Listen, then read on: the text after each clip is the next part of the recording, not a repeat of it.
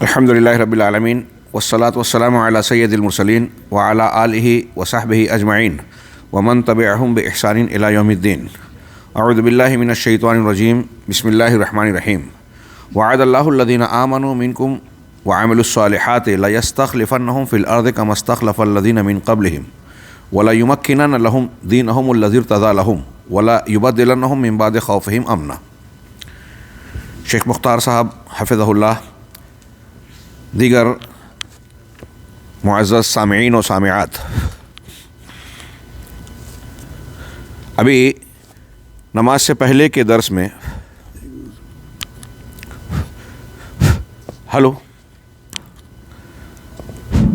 نماز سے قبل کے درس میں سورہ منافقون کی آیت کا ذکر ہوا. اللہ رب العالمین نے منافقین کی علامت اور ان کی طرف اشارہ کرتے ہوئے بلکہ وضاحت سے بیان کرتے ہوئے کہا کہ وَإِذَا رَأَيْتَهُمْ تُعْجِبُكَ أَجْسَامُهُمْ، جب آپ انہیں دیکھیں گے تو ان کی جسم اور قد و قامت، ظاہری تن و توش ان کا آپ کو بڑا بھلا معلوم ہوگا، خوشنما دکھائی دے گا. وَإِن يَقُولُوا تَسْمَعْ لِقَوْلِهِمْ، بات کریں گے تو آپ ان کی بات کو سنتے رہیں. بڑی پیاری فصاحت و بلاغت سے اور ادبیت سے بھری ہوئی زبان. کأنہم خشب مسندہ، گویا ٹکائے ہوئے لکڑی کے شہتیر ہیں، بڑے بڑے ٹکڑے ہیں، ستون ہیں. یحسبون کل صیحۃ علیہم، لیکن ان کی صورتحال یہ ہے کہ وہ ہر چیخ کو، ہر آواز کو اپنے خلاف تصور کرتے ہیں، خوف محسوس کرتے ہیں. اللہ تبارک و تعالیٰ نے آگے کہا ہم العدو فاحذرہم، یہ دشمن ہیں، تم ان سے ہوشیار رہو، ان سے بیدار رہو. قاتلہم اللہ انا یؤفکون. آگے اللہ رب العالمین نے یہ فرمایا، اس سے پہلے کی جو جملہ ہے کہ اللہ، میں یہ عرض اس سے استدلال کرنا چاہتا ہوں کہ اللہ تبارک و تعالیٰ نے منافقین اور ان کی روش کا ذکر کر کے ہم کو اور آپ کو صاف صاف لفظوں میں کہا کہ ان سے بچو. لہٰذا ہم یہ جو دروس اور یہ سلسلہ دورہ علمیہ میں اخوان سے متعلق ملاحظات پر گفتگو کر رہے ہیں، یہ دراصل اللہ رب العالمین کے اسی طریقے اور اسی تعلیم کا ایک حصہ ہے کہ ہم اہل علم کی جانب سے یا یہ جو مشاہدات ہیں، ملاحظات ہیں، عوام تک پہنچانا چاہ رہے ہیں کہ لوگ اپنے صحیح منہج کے لوگوں کو اور گمراہ منہج کے لوگوں کو پہچانیں. جو اگر گمراہ منہج والا ہے تو وہ چاہے اس کا ارادہ ہو نہ ہو، ہم العدو فاحذرہم کے ضمن میں آتا ہے. یہاں آگے بڑھنے سے پہلے میں ایک ملاحظہ، ہمارے روش بھائی نے اس کی طرف توجہ دلائی کہ میں نے پیچھے امام شافعی کا قول نقل کرتے ہوئے کہا کہ شاید یہ کوئی دوسرے امام شافعی ہے. جی نہیں، وہ امام شافعی ہیں. وجہ یہ تھی کہ ان کا جو قول تھا اس کو میں نے غلط سمجھا کہ انہوں نے کہا کہ جو کتابوں سے، صرف کتابوں کے بطون سے علم حاصل کرتا ہے اس نے احکام کو یا علم کو ضائع کر دیا. تو وہاں ان کا مقصد یہ ہے کہ کتابوں پر اکتفا کرتا ہے، اساتذہ اور علماء سے بے نیازی اختیار کرتا ہے. یہ حضرت محمد بن ادریس شافعی رحمہ اللہ امام شافعی ہی ہیں. 22واں ملاحظہ ہم آگے بڑھ رہے ہیں. اخوانی منہج کے سرغنوں، یہ 22واں 23واں. اب ہمارے پاس جو ملاحظات بچے ہیں اس میں تفصیل طلب میں سمجھتا ہوں کہ 2-3 ہی بچتے ہیں، باقی ہم سرسری مرور بھی کر لیں تو شاید کفایت کر جائے. یہ جو پڑھنے جا رہے ہیں یہ موجودہ حالات میں بڑی اہمیت کا حامل ہے اور ہمارے نوجوان اس قسم کی بھگدڑ بازی، ہنگامہ آرائی کو شاید پسند کرتے ہیں. لیکن اچھی طرح سمجھنا چاہیے کہ اخوانی منہج کے سرغنہ لوگوں کا اپنے پیروکاروں کو خروج و بغاوت اور انقلابات کی تربیت دینا، اور یہ بہت ہی خطرناک امر ہے. خاص طور سے یہ تربیتی خیموں اور کیمپوں میں ہوتی ہے. یہ انقلابات اور خروج ہم پڑھتے رہے ہیں، بار بار تذکرہ آتا ہے کہ یہ قرآن و سنت کی تعلیم اور انبیاء کرام علیہم الصلاۃ والسلام کی منہج کا حصہ قطعی نہیں ہے. یہ خارجیوں کا طریقہ ہے. یہ جدید دور کے غیر مسلم افکار اور ان کے سیاسی نظریات کے حاملین کا طریقہ ہے. اسلام کا طریقہ انقلاب کا نہیں ہے، مظاہرات کا نہیں ہے. اسلام کا طریقہ تربیت کا ہے، تزکیے کا ہے، تعلیم کا ہے، اصلاح کا ہے اور دعوت و تبلیغ کا ہے. تخلیہ اور تربیہ، کل شیخ نے اس کا بڑا پیارا انداز میں تذکرہ کیا. علامہ البانی اس پر بار بار زور دیتے تھے کہ مسلمانوں کے معاملات کی اصلاح اور سنوارنے کے لیے یہی نبوی طریقہ اختیار کرنا چاہیے، تحلیہ اور تصفیہ. ہاں، جس کو تخلیہ اور تحلیہ کے نام سے بھی کے لفظ سے بھی تعبیر کیا جا سکتا ہے، اس کی تشریح ہو چکی ہے۔ یہاں اب ہم اس کی تھوڑی سی وضاحت پڑھتے ہیں کہ اس لیے حکومتی ذمہ داروں پر ضروری ہے کہ وہ ان خیموں اور مراکز کی نگرانی ایسے علماء کو سونپیں جو عقیدہ اور دعوتی منہج میں سلفی ہوں اور سلفی علماء ہی سے مشورہ لیں۔ ابھی اس سے پہلے یہ بھی ذکر ہوا کہ شاہ عبدالعزیز ملک عبدالعزیز رحمہ اللہ کے زمانے میں اخوان المسلمین نے اجازت مانگی اور پھر اس وقت نہیں ملی، شاہ فیصل ملک فیصل رحمہ اللہ کے زمانے میں انہیں اجازت ملی تو شیخ نے اس کی تھوڑی وضاحت کی، میں اسے آپ تک پہنچاؤں کہ یہاں تب بھی اور اب بھی ان کے آفس اور دفاتر و مراکز قائم نہیں ہوئے۔ مصر میں ان کے خلاف جو کارروائیاں ہو رہی تھی اس کے تناظر میں انہیں یہاں پناہ لینے کے لیے گویا اجازت نامہ ان کو مرحمت کیا گیا۔ یہ ایک بہت بڑا احسان تھا۔ ہاں، اب احسان تھا، وہ یہاں داخل ہوئے اور ان کو جو ہے مختلف قسم کی رخصتیں اور سہولتیں مہیا ہوئی، مگر یہ اندر اندر مختلف مقامات پر ترقی کرتے ہوئے ان راستوں پر چل پڑے جس کا ہم مطالعہ کر رہے ہیں۔ شیخ ابن باز رحمہ اللہ نے کہا، اخوانی حضرات بحران کا فائدہ اٹھا کر حکومت تک پہنچنا چاہتے ہیں۔ اگر کوئی مسائل پیش آتے ہیں عوامی یا خواص کے سطح پر تو اس کا استغلال کرتے ہیں، اس کو اپنے سیاسی انداز میں مقاصد کی تکمیل کے لیے اس کو اس طرح موڑنے اور ماحول بنانے کی کوشش کرتے ہیں کہ وہ اقتدار تک ان کے لیے راستہ ہموار کرے۔ شیخ صالح بن عبدالعزیز آل الشیخ نے اخوانی منہج پر نقد کرتے ہوئے ارشاد فرمایا کہ اخوانیوں کی ایک بہت بڑی پہچان اور ان کی یہ علامت ہے کہ ان کے نزدیک دعوت کا اصل مقصد حکومت تک پہنچنا ہے۔ ہاں، ملاحظہ فرمائیں، دعوت کا مقصد حکومت تک پہنچنا ہے اور اخوانیوں کے منہج سے یہ بالکل واضح ہے کہ دعوت کا اصل مقصد حکومت تک پہنچنا ہی ہے۔ ہاں، یہ آپ شیخ آل شیخ ابھی ان کے خود حسن البنا کی تحریر کا حوالہ بھی آ رہا ہے اور مولانا ابو العلا مودودی صاحب کی تحریروں میں بھی یہ بالکل صاف الفاظ میں موجود ہے۔ ہاں، سنیں، سید قطب کا منہج جو انقلاب و بغاوت کا طریقہ ثابت کرتے ہیں، اس کا اس بات کر رہے ہیں کہ مسلمانوں کو انقلاب و بغاوت کی راہ پر چلنا چاہیے اور اس کی تشجیع یعنی حوصلہ افزائی بھی کر رہے ہیں۔ کہتے ہیں کہ ہماری باتوں سے یہ ثابت ہو گیا کہ اسلام کے اندر جہاد کا مقصد ان نظاموں کی بنیادوں کو گرانا ہے جو اس کی مبادیات کے خلاف ہوں، اسلام کے اصولوں کے خلاف ہو، ان نظاموں کو گرا دینا ہے، اور ایسی حکومت کا قیام ہے جو اسلام کی بنیادوں پر قائم ہوں، اور ایسے اسلامی انقلاب کو لانا ہے جو کسی ایک خطے میں نہ ہو، پوری دنیا میں ہو۔ یہی ہمارا بلند مقصد ہے۔ اب مسلمانوں اور اسلامی جماعتوں کے ارکان کے لیے ضروری ہے کہ وہ اپنے اپنے ملکوں کے نظاموں کو مٹا کر انقلاب برپا کریں۔ اب اس انقلاب کو برپا کرنے کے لیے سیاسی قوت کو جو ہے ہموار کریں، بنائیں، الیکشن لڑیں اور کہیں کچھ کریں کہیں کچھ، یہ اس طرح کی راستے ہموار کیے۔ یہ عجیب انحراف ہے اور نئی نسل کو اس فکر نے اور اس کے جذباتی نعروں نے جو ہے اس قدر گمراہ کیا کہ وہ اسلام کی تعلیم و تربیت کے منہج اور دعوت کے طریقے سے بالکل ہٹ گئے۔ ہاں، یہ نبوی طریقہ نہیں ہے، ابھی آپ آگے پڑھیں گے، میں صرف اشارہ کروں، آپ غور کیجئے۔ نبی کریم صلی اللہ علیہ وسلم کو مکی دور میں کفار مکہ کی طرف سے ایک سے زائد موقعوں پر پیشکش کی گئی کہ آپ اس دعوت سے تھوڑا نرمی برتیں، ہمارے دین کی تردید کرنے سے رک جائیں، اور اس سلسلے میں جو پیشکش کی گئی اس میں کہا گیا کہ اگر آپ چاہتے ہیں سرداری، قیادت، سلطنت، تو ہم اپنا سردار اور بادشاہ بنانے کے لیے آپ کو تیار ہیں۔ دوسرے نمبر پہ مال چاہیے تو وہ ڈھیر سارا جمع کر کے دے دیں۔ تیسرے نام پر کوئی حسن و جمال کی پیکر خاتون سے آپ شادی کرنا چاہتے ہیں تو اس کے لیے بھی تیار ہیں۔ یہ پیشکش نبی کریم صلی اللہ علیہ وسلم کو کی گئی۔ اگر حکومت اسلام کا مقصد اور اسلامی نظام کے نفاذ کا واحد ذریعہ ہوتا، یہ منہج رسول ہوتا، تو نبی کریم صلی اللہ علیہ وسلم مکہ کی زندگی میں یہ پیشکش قبول کر لیتے، لیکن آپ نے یہ قبول نہیں کیا۔ آپ نے دعوت اور تربیت کو اختیار کیا۔ یتلو علیہم آیاتہ ویزکیہم ویعلمہم الکتاب والحکمہ۔ اسی طریقے سے آپ دیکھیں کہ نجاشی بادشاہ مسلمان ہو چکے تھے، نبی کریم صلی اللہ علیہ وسلم نے ان کی نماز جنازہ پڑھی، یہ آپ ہم جانتے ہیں۔ کیا اللہ کے نبی صلی اللہ علیہ وسلم نے یہ کہا کہ نجاشی مسلمان ہو گئے، اب حکومت مل گئی ہے، چلے اور ہم وہاں حبشہ میں جو ہے کم سے کم اسلامی حکومت قائم کر دیں، اقامت دین کی جو ان کی اصطلاح ہے؟ تو کیا اللہ کے نبی صلی اللہ علیہ وسلم نے یہ معاملہ کیا؟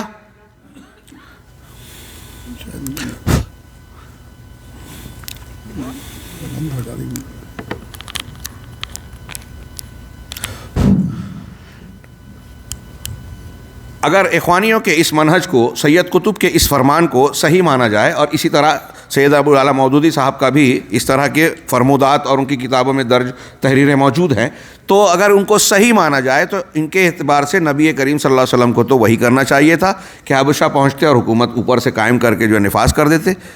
لیکن یہ طریقہ صحیح نہیں ہے، اس سے مقاصد حاصل نہیں ہوتے۔ اللہ کے مقررہ طریقہ اصول فطرت کے مطابق یہ درست نہیں کہ ابھی آپ نے ذہن سازی نہیں کی، تربیت نہیں کی اور اچانک حکومت لے کے جو ہے ڈنڈے کے زور سے، طاقت کے زور سے لوگوں پر حکومت کے قوانین یا اسلامی احکام نافذ کر دیں۔ نہیں، اس کا طریقہ ہے تربیہ، عقیدے اور منہج سے شروعات کر کے جو دعوت کا تدریجی طریقہ ہے جو آپ پڑھتے ہیں کتب عقیدہ میں کہ الاہم فالاہم، سب سے اہم چیز کو سب سے پہلے، جیسے انبیاء سب سے پہلے توحید کی، عقیدے کی دعوت دے رہے ہیں، اس کے بعد مختلف چیزوں کا حسب درجہ نمبر آتا ہے۔ چنانچہ ہم دیکھ رہے ہیں کہ یہ اخوانی منہج انبیاء کے منہج، نبی اور اللہ تبارک و تعالیٰ کے بتائے ہوئے اصلاحی دعوتی تربیتی پروگرام کے بالکل برعکس ہے۔ ہاں، اور ایک نوجوان کو وہ تعمیر و ترقی اور تربیت کی بجائے جوشیلا اور جذباتی بنانے والا ہے انقلابات کے نام پر۔ اخوانی مفکر سعید حوا نے کہا کہ دنیا کو معلوم ہونا چاہیے کہ ہم اس کے ساتھ کیسا برتاؤ کریں گے جب اقتدار تک پہنچیں گے۔ اخوانی لیڈروں کے مذکورہ بیانات سے واضح ہے کہ یہ صرف انقلاب اور حکومت تک پہنچنے کا خواب دیکھتے ہیں۔ بالکل یہی منہج ان کے مرشد اور بانی حسن بنا کا بھی تھا، یہ بعد والوں کا ہی نہیں، شیخ حسن البنا کا بھی یہی تھا، جو کہتے ہیں کہ اخوانی کسی بھی چیز کے خلاف اقدام کرنے سے پہلے قوت کا استعمال کرتے ہیں۔ بتائیے کیا یہ نبی کا منہج ہے؟ نبی صلی اللہ علیہ وسلم اخلاق حسنہ کے ذریعے سے دلوں کو فتح کرتے تھے، اور انقلاب اس کا سب سے متشدد مظہر اور علامت ہے۔ اخوانی اسے بڑی دقت نظری سے دیکھتے ہیں۔ آگے کہا کہ ان سوال کرنے والوں سے میں کہوں گا، حسن البنا صاحب کے یہ بیان چل رہا ہے کہ ان سوال کرنے والوں سے میں کہوں گا کہ اخوانی اسی وقت قوت کا استعمال کرتے ہیں جب اس کے علاوہ کوئی دوسری چیز فائدہ نہ دے، اور جب انہیں یقین ہو جاتا ہے کہ ایمان و اتحاد کی تیاری مکمل ہو چکی ہے اور یہ اس وقت اس قوت کا استعمال کر کے معزز ہوں گے، پھر وہ الٹیمیٹم دیں گے اور انتظار کریں گے، پھر عزت و کرامت کے ساتھ اقدام کریں گے اور اپنے اس موقف کے دفاع میں ہر نتیجے کو بخوشی اور رضا کے ساتھ برداشت کریں گے۔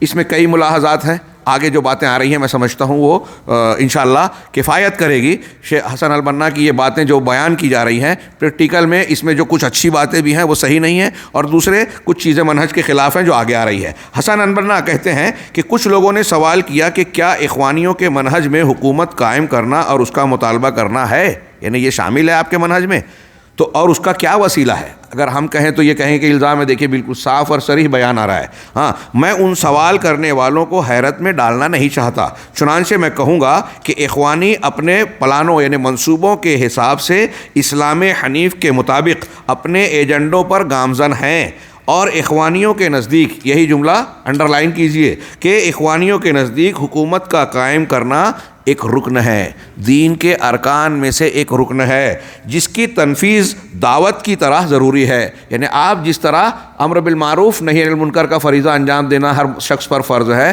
ویسے ہی حکومت کو قائم کرنے کی کوشش کرنا، ہاں، یہ ہر شخص پر دعوت کی طرح فرض ہے۔ بہت پہلے خلیفہ ثالث نے یہ کہہ دیا تھا کہ اللہ تعالیٰ حاکم کے ذریعے ایسی چیزوں کو قابو میں کر لیتا ہے، کنٹرول میں کر لیتا ہے جنہیں قرآن سے قابو نہیں کرتا، اور نبی صلی اللہ علیہ وسلم نے اس حکومت کو اسلام کا ایک کڑا بتایا ہے۔ ہاں، یہ مجموعہ رسائل شیخ حسن البنا صفحہ نمبر 116 سے یہ ملاحظہ کیا جا سکتا ہے۔ شیخ ربی وغیرہ نے بھی ان اقوال کو نقل کر کے اس پر بہت زبردست تبصرے کیے ہیں، ان کی کتابوں میں ملاحظہ کیا جا سکتا ہے۔ ممکن تھا اصلاح پسند اور اسلام پسند احباب صرف وعظ و نصیحت پر قانے ہو جاتے اگر حکمراں اللہ کے احکام کو نافذ کرتے۔ یہ انہی کا کلام ہے۔ ہاں، پھر سے جملہ غور کیجئے، سمجھیے اس کو۔ شیخ حسن البنا مؤسس اخوان المسلمین، وہ کہہ رہے ہیں کہ یہ ہو سکتا تھا کہ اصلاح پسند اور اسلام پسند احباب صرف وعظ و نصیحت پر قانے ہو جاتے اگر حکمراں اللہ کے احکام کو نافذ کرتے۔ مطلب ان کے کہنے کے اس جملے کا مطلب یہ ہے، میں اور وضاحت کروں، ہو سکتا ہے بعض لوگ نہ سمجھے ہوں، کہ اگر حکومت کے چلانے والے اسلامی احکام کو نافذ کر رہے ہیں تو پھر علماء اور دعوات کے لیے یہ کافی تھا کہ وہ صرف وعظ و نصیحت تقریر کر لیں۔ ہاں، مگر حالت جب اس طرح ہے کہ عملی طور پر اسلامی شریعت کا کوئی وجود نہیں، ایسی صورت میں اصلاح پسند اور اسلام پسند احباب کا حکومت کے مطالبے سے خاموش رہنا جرم ہے۔ یعنی جو اصلاح پسند لوگ ہیں وہ اپنی حکومت قائم کرنے کے لیے کوشش نہ کریں، حکومت کا مطالبہ نہ کریں، یہ گناہ ہو جائے گا۔ شیخ حسن البنا کہہ رہے ہیں ہاں، ضروری ہے کہ یہ لوگ کھڑے ہوں اور ان لوگوں کے ہاتھ سے تنفیذی قوت یعنی حکومت قوت نفاذ، ان لوگوں کے ہاتھ سے چھین لیں جو دین حنیف کے احکام کو نہیں مانتے۔ یہ اور اس طرح کے جملے نوجوانوں کو یہ مزاج دے رہے ہیں کہ حکومت کے لوگ اگر کوئی غلطی کر رہے ہیں تو وہ اسلام کی مخالفت کر رہے ہیں، اور جب اسلام کی مخالفت کر رہے ہیں تو آپ کا کام یہ ہے کہ ان سے حکومت چھین لو۔ دیکھیے بغاوت کا، خروج کا یہ بیج کھلے طور سے بویا جا رہا ہے۔ ہاں، جوشیلی اور جذباتی تعلیم دی جا رہی ہے، تربیت اور نبی کا اصلاحی طریقہ جو انقلاب حقیقت میں اسلام کو دلوں کو بدلنے والا ہے، ہاں، اس کے بجائے حکومت کی تبدیلی۔ اور یہ کوشش یا یہ معاملہ مولانا مودودی کی تحریر میں بھی کھلے طور سے یہی ملے گا کہ اسلام میں جو ہے حکومت کا قیام اور یہی اقامت دین تو انبیاء کا اور دعوت کا اصل مقصود اور فریضہ ہے، اصل غایت ہے۔ یہاں تک کہ انہوں نے اپنی کتابوں میں یہاں تک بیان کیا، میں اپنے الفاظ میں نقل کر رہا ہوں، کہ جو عبادات، نماز، روزہ ہے، یہ سب فوجی ٹریننگ کے طور پر ہے اتحاد اور اجتماعیت کے لیے۔ اس ٹریننگ کا مقصد یہ ہے کہ اقامت دین کی جائے، حکومت قائم کی جائے۔ اور پھر اسی بنیاد کو جب انہوں نے انبیاء کی دعوت کو اس تناظر میں پیش کیا، ہاں یہ اہم بات کہہ رہا ہوں کہ آپ نے جب مقصدیت کو بدل دیا، وسائل کو مقصد اور مقصد کو وسیلہ ذریعہ بنا دیا، تو پورے دین کے معنی اور مفہوم احکامات کی ترجیحات الٹ پلٹ ہو گئی۔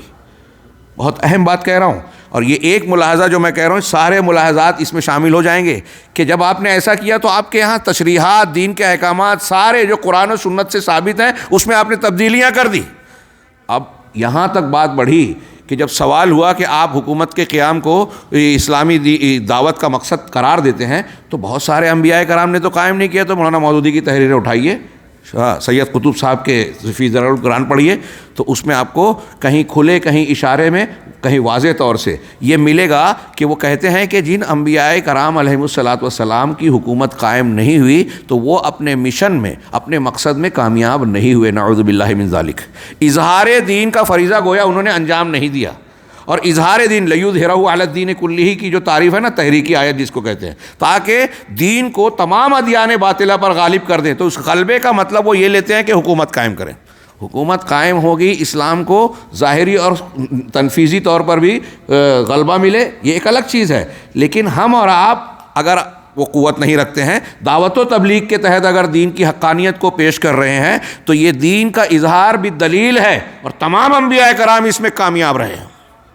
یہ اچھی طرح لکھ لیجئے، نوجوان نسلوں تک یہ بات اگر پہنچتی ہے کہ کوئی اپنے دماغ میں یہ نہ لگے کوئی نبی اپنے فریضے کے ادائیگی میں کچھ کمزور ثابت ہوا یا ناکامیابی کا شکار ہوا، جی نہیں، اگر وہ اکیلا بھی دنیا سے گیا تو انہوں نے اپنی ذمہ داری نبھانے میں کوئی کمی نہیں کی، وہ اپنے مقصد میں کامیاب رہے، اگر ان پر کوئی ایمان نہیں لایا تب بھی۔ ہاں، یہ اظہار دین، غلبہ دین ایک ادلہ کے ذریعے سے ہوتا ہے، دلائل کے ذریعے سے، اور ایک حکومت و اقتدار کے ذریعے سے۔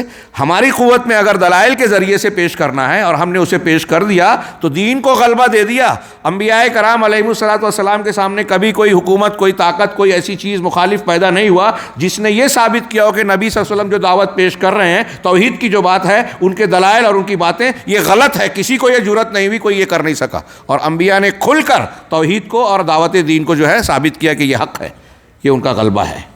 تو بہرحال ہم آگے بڑھتے ہیں، اور العقبات نامی کتاب کے مصنف کہتے ہیں، اور جب اخوان المسلمین مسلمانوں کے درمیان مشہور ہو جائیں گے اور ان کی تحریک امت مسلمہ کے دلوں میں گھر کر جائے گی، اس وقت تنفیذ کا آخری مرحلہ آئے گا۔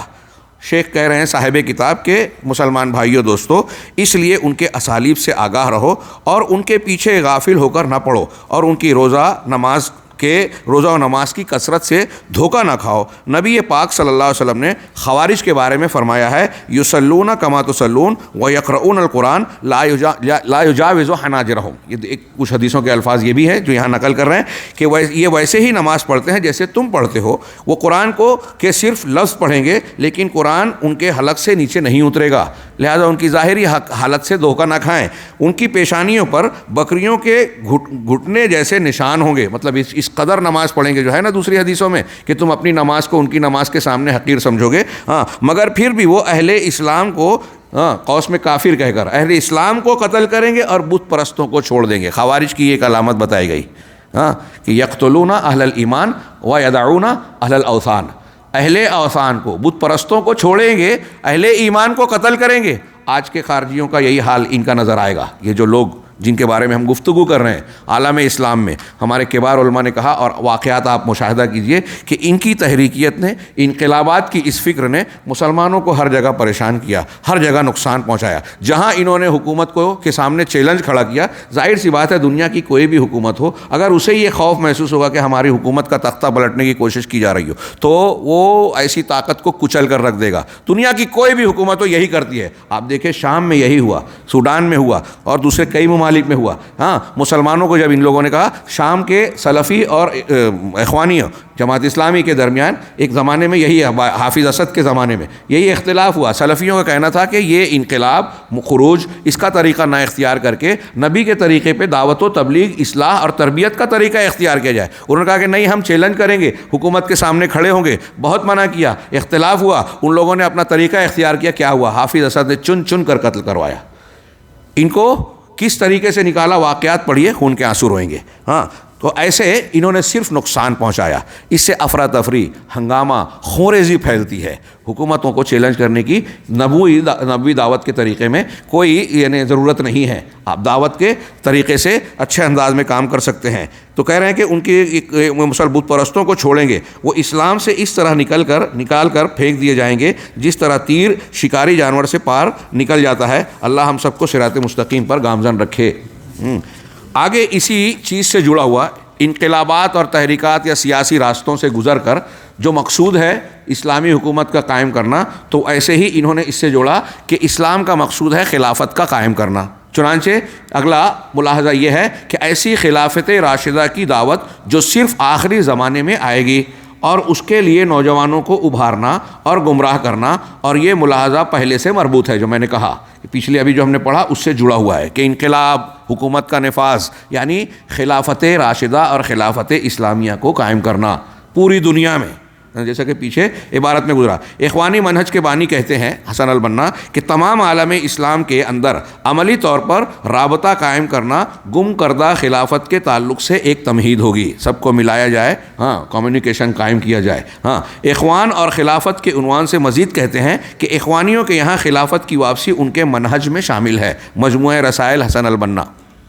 ہاں، ہمارے نوجوان، وہ مرد ہو یا خواتین، جو لوگ اس فکر سے متاثر ہیں، وہ شیخ حسن البنا اور اسی طرح مولانا ابو العلا مودودی، ہاں، ہمارے ہندوستان میں جو جماعت اسلامی سے وابستہ ہیں وہ حسن البنا وغیرہ کو اتنا نہیں پڑھتے، حالانکہ ان کے یہاں استدلال کیا جاتا ہے، ان کی کتابوں کے ترجمے کیے جاتے ہیں۔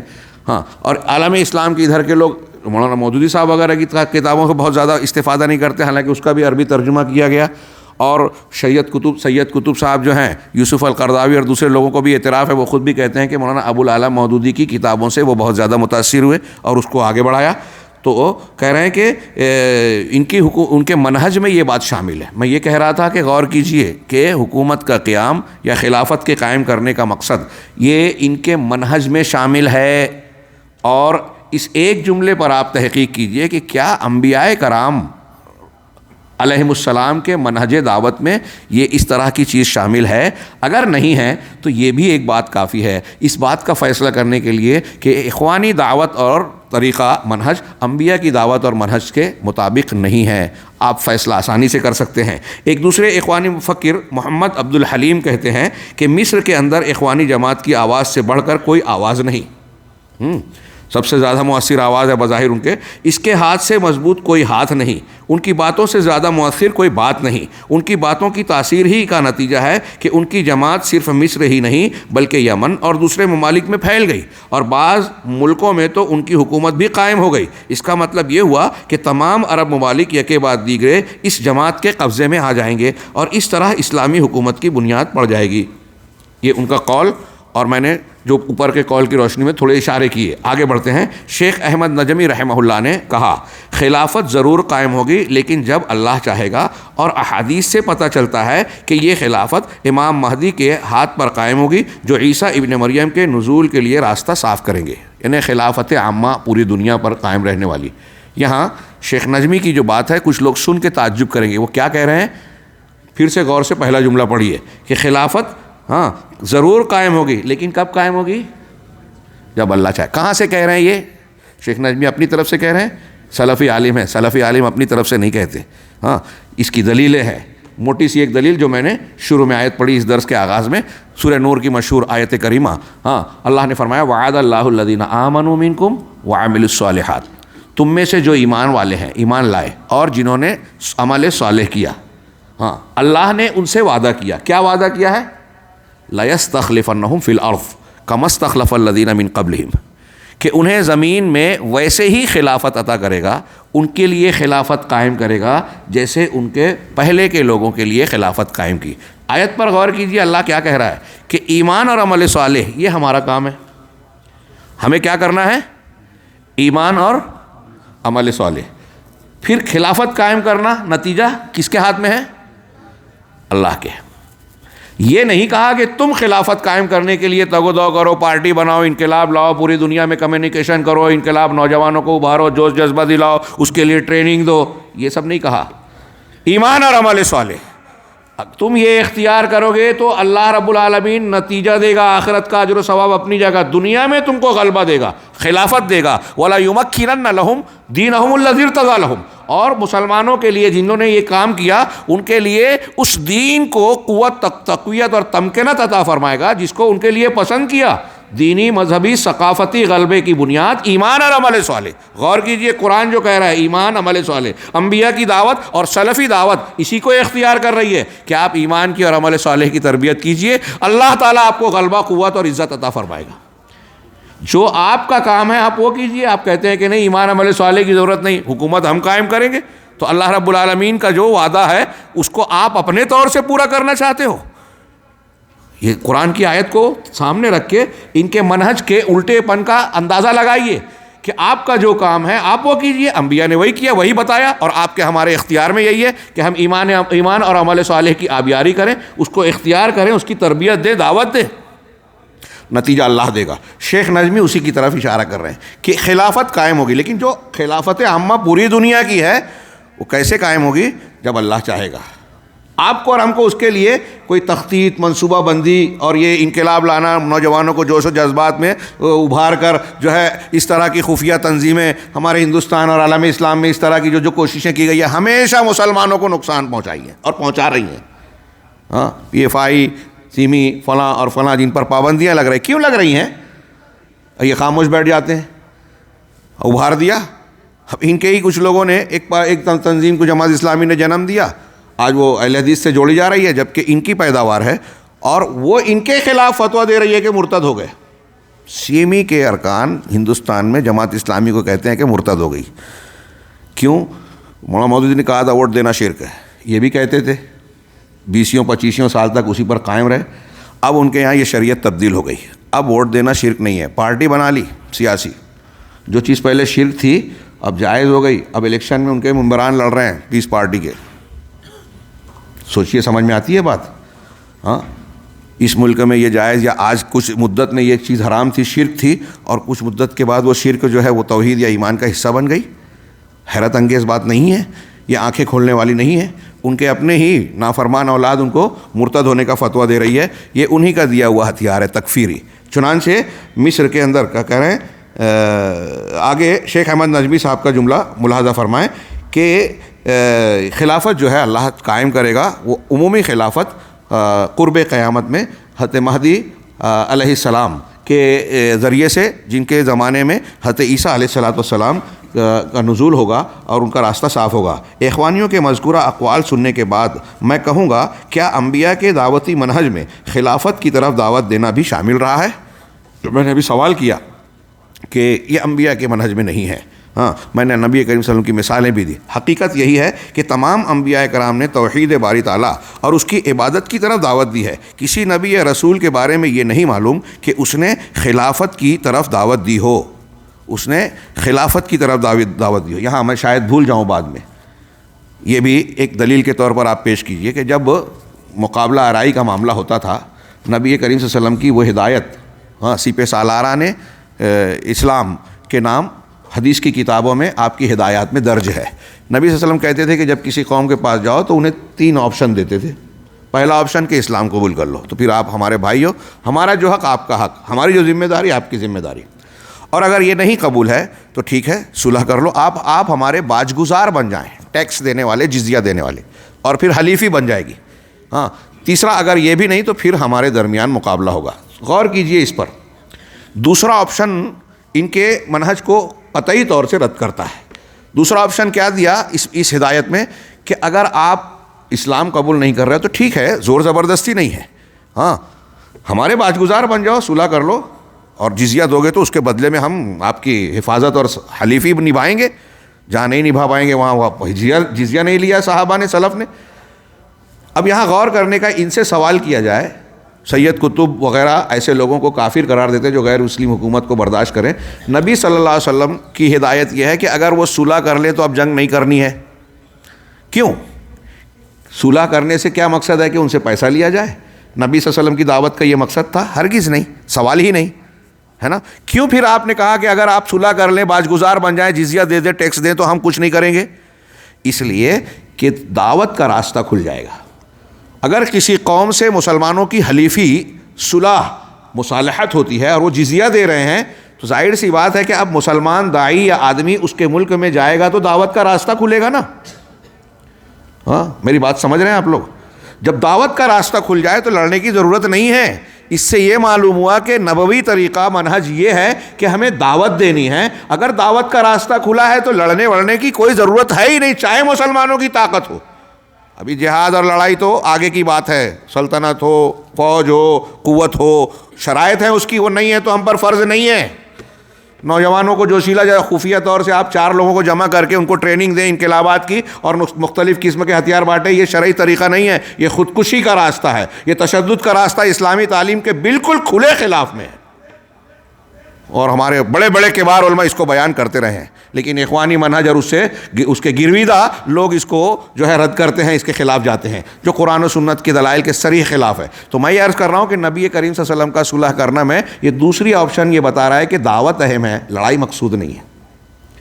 ہاں دعوت کا راستہ کھل جائے تو نہ لڑنے کی ضرورت ہے, جنگ کی ضرورت ہے, اور نہ زور زبردستی ہے کسی پر, تو جنگ نہیں ہوگی. ہاں اسی طرح کیا آپ نے کبھی یہ سنا یا پڑھا کہ علماء اسلام میں سے کسی نے کبھی خلافت کے قیام کے لیے دعوت دی ہو؟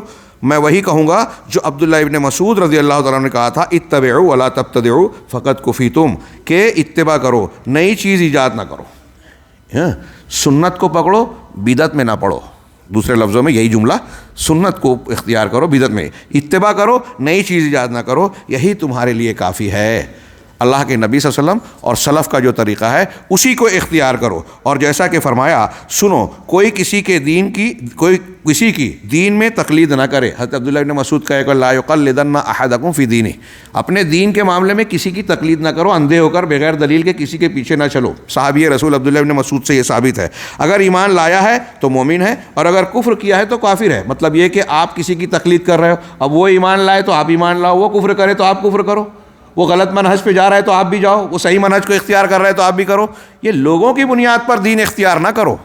آپ کی دلیل, آپ کو کا رخ متعین کرنے والی چیز اللہ کی کتاب اور اس کے رسول صلی اللہ علیہ وسلم کی سنت ہونی چاہیے. اور پھر اس کے تناظر میں علماء ربانیین سے آپ استفادہ کریں گے, اولو الامر کی, جو قرآن و سنت کے مطابق ہے, ان کی اطاعت و فرما برداری کریں گے. ہاں آگے کہا کہ اگر تقلید کرنا ضروری ہو تو ایسی صورت میں میت کی تقلید کرو جو گزر چکا ہے. عبداللہ بن مسعود کہہ رہے ہیں, کیونکہ جو مر گیا ہے وہ مزید کوئی گمراہی یا نئی فکر نہیں لائے گا, اس نے جو پیش کیا وہ سب سامنے ہے. ہاں زندے کی نہیں, کیونکہ زندہ پر فتنے سے معمون نہیں رہا جا سکتا, وہ غلطی کر سکتا ہے. اب جب آپ اس کے پیچھے چلو گے اور آپ کے دیکھا دیکھی دوسرے چلیں گے تو اس میں غلطیوں کا امکان ہے. اب یہاں تو اب کوئی کہہ سکتا ہے کہ اس قول کی روشنی میں تو ہمارے جن کا تذکرہ ہو رہا ہے بانیان, یہ تو مر چکے ہیں, تو اگر مر چکے ہیں تو عبداللہ ابن مسعود کے قول کے مطابق ان کی غلطیاں, منہج کے انحرافات, گمراہیاں یہ سامنے ہیں. اب اس سے لوگوں کو باخبر کیا جائے, ان چیزوں میں ان کی بات نہ مانی جائے. چنانچہ اسلاف کی باتوں پر عمل کرو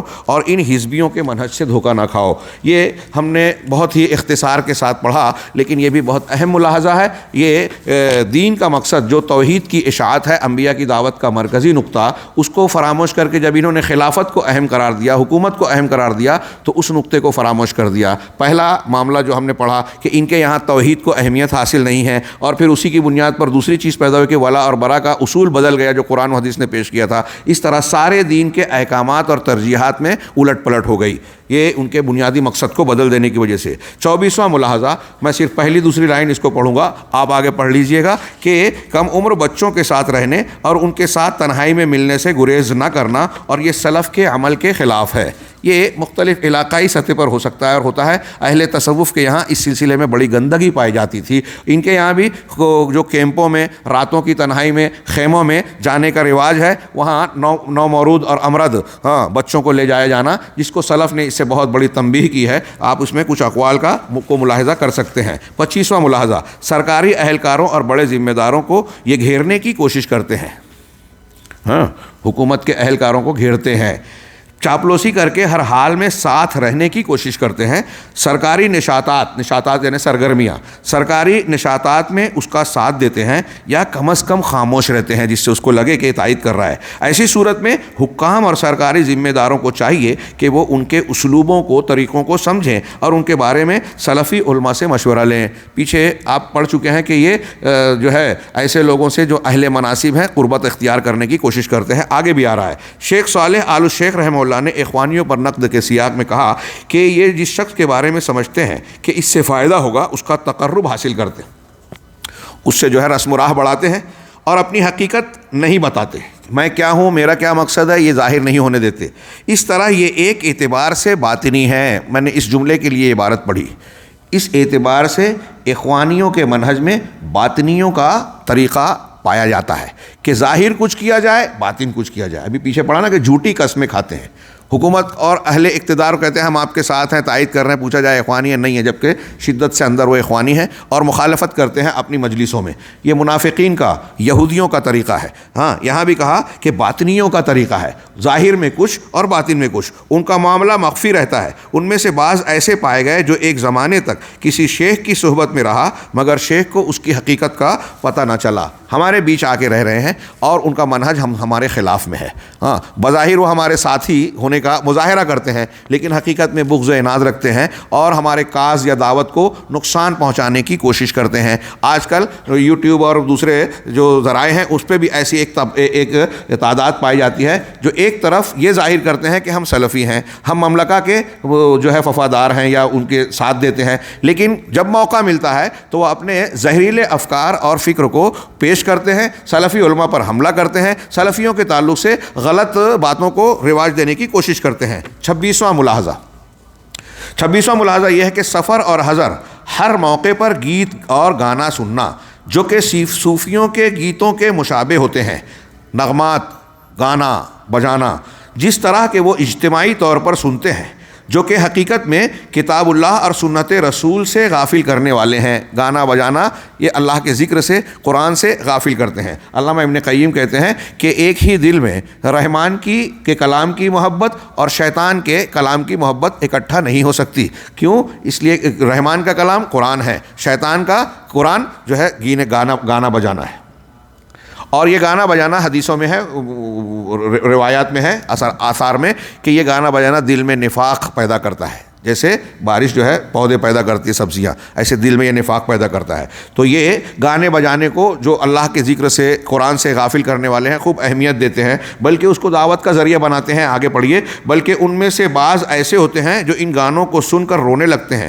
بلکہ کبھی کبھی گانے والوں کو مختلف جگہوں سے بلایا جاتا ہے، دور دراز سے، کہ بڑے گویے ہیں، گلوکار ہیں، خوش الحان ہیں، جس سے اپنی راتوں کو گانوں اور گیتوں سے زندہ کرتے ہیں، راتوں کی محفلیں سجاتے ہیں، بالکل گانوں کی محفل کی طرح، گانے بجانے نغمات کی جو محفلیں منعقد ہوتی ہے دنیا دار لوگوں کے ہاں، بلکہ ان میں سے بعض گانوں میں دف بھی استعمال کرتے ہیں اور یہ ان گانوں کی تیاری میں وقت ضائع کرتے ہیں۔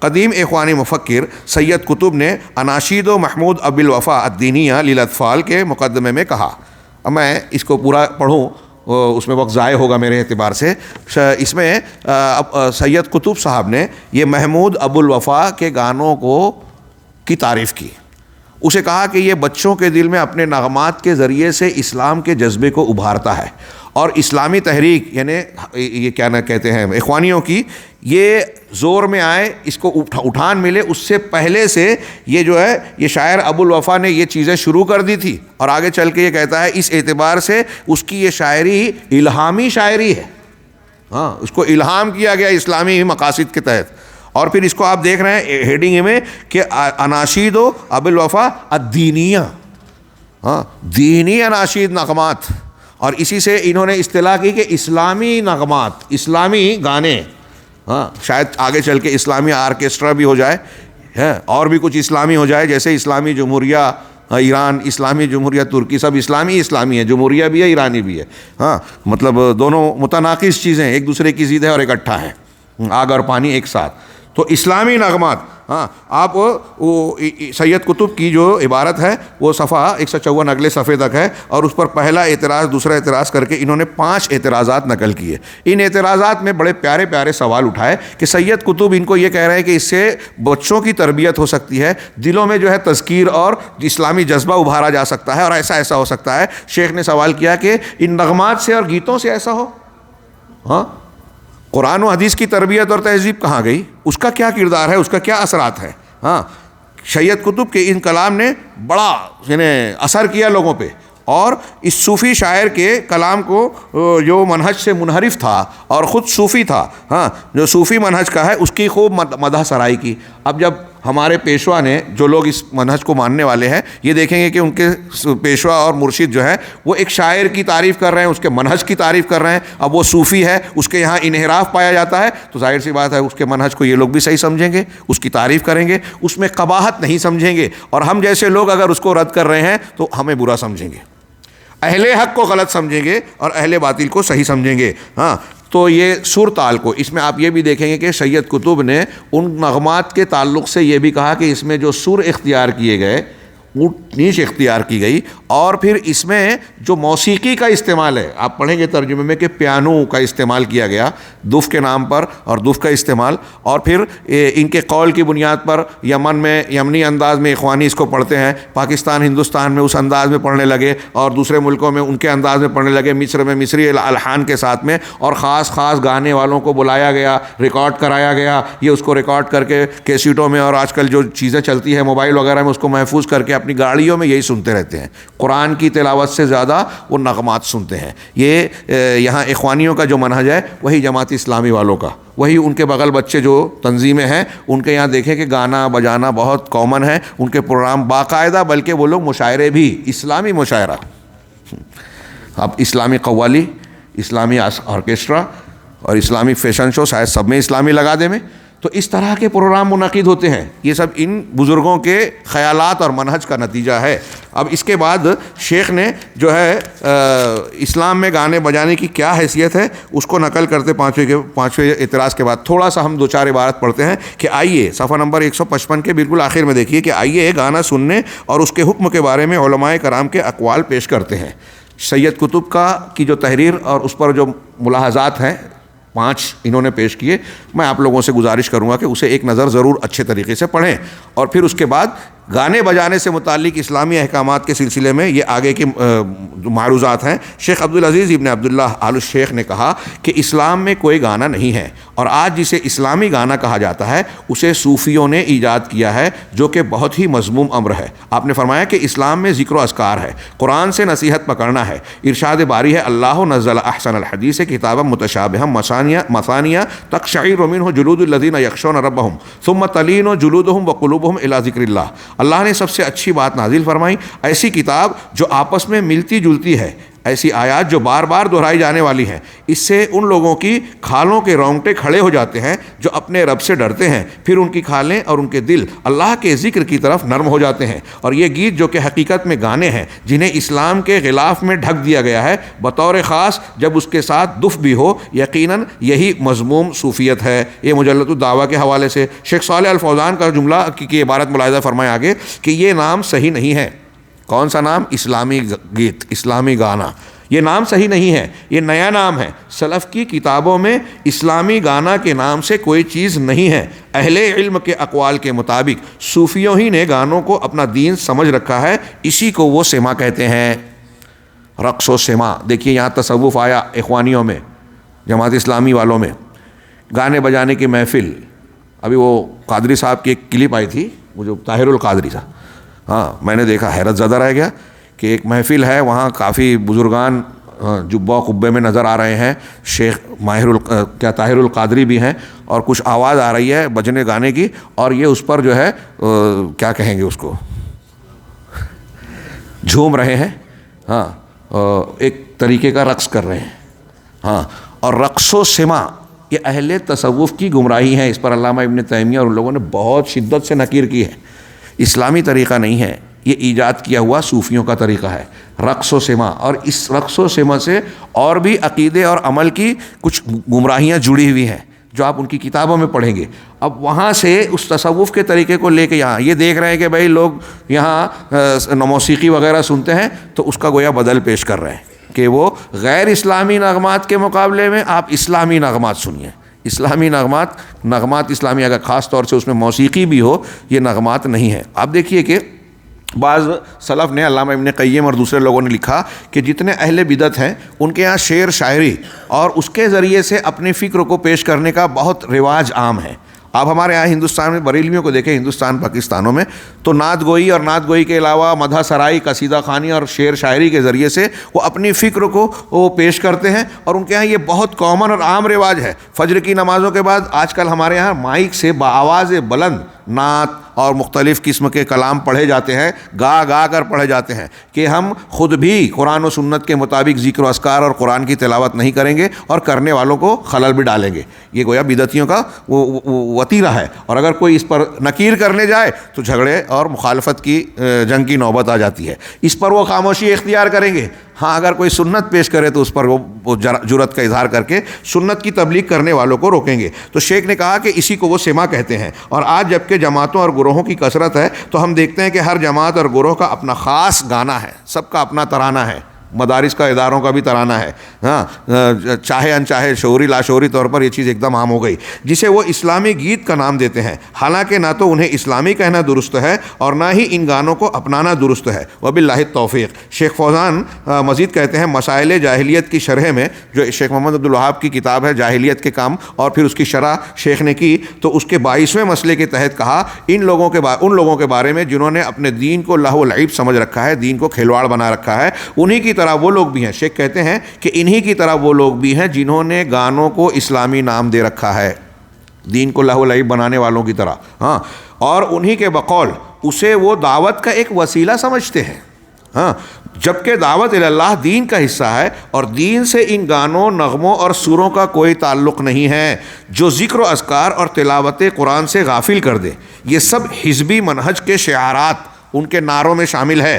وسائل دعوت سے ان کا کوئی تعلق نہیں ہے. یہ گانے بجانے سے وسائل دعوت کا کوئی تعلق نہیں ہے، کیونکہ دعوت بھی توقیفی ہے. اور نبی توقیفی کسے کہتے ہیں؟ جو قرآن و حدیث پر منحصر ہے، اپنی طرف سے اپنا دماغ اپنا طریقہ نہیں چلتا، کیونکہ دعوت توقیفی ہے. اور نبی صلی اللہ علیہ وسلم لوگوں کو کتاب و سنت، وعظ و نصیحت اور بہتر اسلوب میں دعوت دیتے تھے. آپ نے کبھی بھی اجتماعی گانوں کو دعوت کے لیے وسیلہ نہیں بنایا. ہاں، آپ کی موجودگی میں عمدہ اشعار کے ذریعے مشرکین پر رد اور اسلام کا دفاع کیا گیا، جیسے حسان کا شعر، حسان رضی اللہ تعالیٰ عنہ کا شعر، یا پھر کسی کام میں نشاط لانے کے لیے اور سفر میں تیزی لانے کے لیے انہیں آج کے اجتماعی گانوں پر تشبیہ نہیں دے سکتے، کیونکہ دونوں کے اندر واضح فرق موجود ہے. دونوں کے اندر یہ اب جب رد کریں گے تو وہ کہیں گے دیکھیے اللہ کے رسول وسلم سفر میں جا رہے ہیں، عبداللہ بن رواحہ نے کچھ اشعار پڑھے، حسان بن ثابت، تو وہ مخصوص حالات اور اس کے تقاضے ہیں، وہاں موسیقی نہیں ہے اور یہ ایک عمومی دعوت کا طریقہ نہیں ہے. ہاں، آپ اندازہ لگا سکتے ہیں دونوں میں واضح فرق ہے. ہمارے شیخ احمد بن یحییٰ النجمی رحمہ اللہ نے کہا جسے یہ اسلامی گانا کہتے ہیں، شیخ نجمی کہہ رہے ہیں جسے یہ اسلامی گانا کہتے ہیں، یہ بدعت ہے، اور ہر بدعت گمراہی ہے، اور ہر گمراہی جہنم تک لے جانے والی ہے، جیسا کہ رسول اللہ صلی اللہ علیہ وسلم نے خبر دی ہے. کیونکہ یہ لوگ صوفیوں کے سما کا مذہب اختیار کرتے ہیں، اور اس کے نقد میں علامہ ابن قیم نے زبردست کلام کیا ہے. اسی طرح علامہ ابن جوزی نے اپنی کتاب نقد العلم والعلماء کے اندر، اور شیخ حمود تویجری کا ڈرامے پر ایک رسالہ ہے جس کے اندر شاید گانوں پر بھی نقد کیا گیا ہے. اور ابن جوزی نے اپنی مذکورہ کتاب کے اندر امام شافعی کا یہ قول نقل کیا ہے کہ عراق کے اندر میں نے کچھ ایسے زنادقہ کو چھوڑا ہے، زندیق، بے دین لوگ، منافق لوگ، جنہوں نے ایک نئی چیز ایجاد کر رکھی ہے جسے وہ تغبیر کہتے ہیں، جس کے ذریعے وہ لوگوں کو قرآن سے غافل کر دیتے ہیں۔ دراصل ان لوگوں کا اپنا خاص ایجاد کردہ گانا تھا، جن کے بارے میں ان کا گمان تھا کہ ان کے ذریعے وہ لوگوں کے احوال کو بدل دیتے ہیں، اس کے اثرات سے لوگوں کے اندر تبدیلی آتی ہے۔ انہی کو امام شافعی نے زنادقہ کہا ہے، اور انہی کے بارے میں کہا ہے کہ یہ لوگ اپنے گانوں کے ذریعے لوگوں کو غافل کر دیتے ہیں۔ اور ان لوگوں کے پاس بھی یہ گانے صوفیوں کے ذریعے آئے تھے، ہاں وہی صوفیت جسے حسن بنا نے اپنا رکھا تھا۔ ملاحظہ فرمائیں، یہاں تصوف بھی ہے، اور جس پر بیعت لی تھی پھر ان کے پیروکاروں میں منتقل ہو گئی وراثت اور اتباع کے ذریعے۔ چنانچہ جو بدعتی ہوگا وہ کسی بدعتی ہی کا وارث ہوگا اور اسی کے ساتھ اس کا حشر ہوگا، اور جو اہل سنت ہوگا وہ اہل سنت ہی کا وارث ہوگا اور اسی کے ساتھ اس کا حشر ہوگا۔ یہ جملہ آپ پھر سے ایک مرتبہ پڑھیے گا، بڑے کام کی چیز ہے اور بڑی اہمیت کی، ہلانے والی، بیدار کرنے والی، جھنجھوڑنے والی عبارت ہے کہ آپ جس کے ساتھ رہیں گے اسی کے راستے پر چلیں گے اور آپ کا حشر ویسا ہی ہوگا جیسا ان کا ہوگا۔ اور ان کا یہ کہنا کہ اور یہ گیت بہتر گانوں میں شمار ہوتے ہیں، سید قطب کے جملے میں ہے کہ بہتر گانوں میں شمار ہوتے ہیں، تو اس بارے میں کہتا ہوں کہ نہیں، گانے معصیت ہیں اور اس پر اصرار کرنے والا فاسق ہوگا، اور یہ گانے بدعت ہیں۔ اور فاسق ایک بدعتی سے کم برا ہوتا ہے، کیونکہ فاسق جانتا ہے کہ وہ غلطی پر ہے۔ ممکن ہے کسی دن فاسق جانتا ہے کہ وہ گناہ کر رہا ہے، لیکن یہ تو اس کو دینی سمجھ رہے ہیں، اسلامی نغمہ کہہ رہے ہیں، کسی دن وہ اس غلطی کو چھوڑ دے گا فاسق، جبکہ ایک بدعتی خود کو حق پر سمجھتا ہے، اسی لیے وہ اپنے بدعت پر مرتے دم تک قائم رہتا ہے، مگر اللہ جسے توفیق دے دے وہی توبہ کرتا ہے۔ اسلامی ساتھ مسلمان دوستو، اپنے علماء کرام کے اقوال کو سنا کہ کس طرح انہوں نے گانوں پر بدعت کا حکم لگایا، اور یہ کہ اس کا مرجع صوفیت ہے، اس لیے دھوکے بازوں سے بچ کر رہنا کہ یہ دھوکہ دینے والے آپ کو سنت رسول صلی اللہ علیہ وسلم سے غافل کر دیں گے۔ یہ وقت عشاء کے وقت اذان ہو گیا، انشاءاللہ کچھ ملاحظات جو ہو سکا عشاء کے بعد آخری نشست اور مجلس ہوگی انشاءاللہ، اس میں ہم کوشش کریں گے کہ ان سے گزر جائیں۔ اللہ رب العالمین ہمیں خیر کی توفیق دے، وآخر دعوانا الحمدللہ رب العالمین۔